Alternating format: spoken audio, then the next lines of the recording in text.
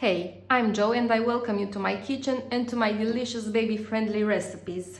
In this video, I want to share with you a delicious baby-friendly recipe of apple pie with cinnamon and sour cream.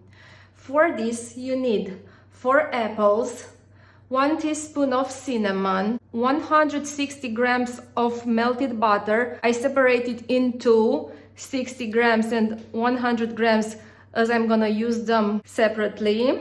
160 grams of flour, 90 grams of sour cream, and 3 eggs.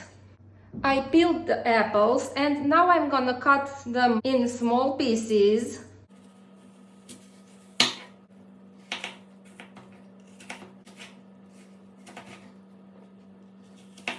Now you mix them with 60 grams of melted butter and cinnamon, and you put them in a tray with a diameter of 26 centimeters. You spread everything equally and you put them in the preheated oven at 180 degrees for 5 minutes.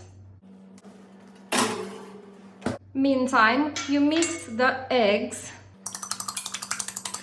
with the melted butter, 100 grams, the sour cream, and the flour. Time to take the apples out of the oven, and we'll add the batter on top of them.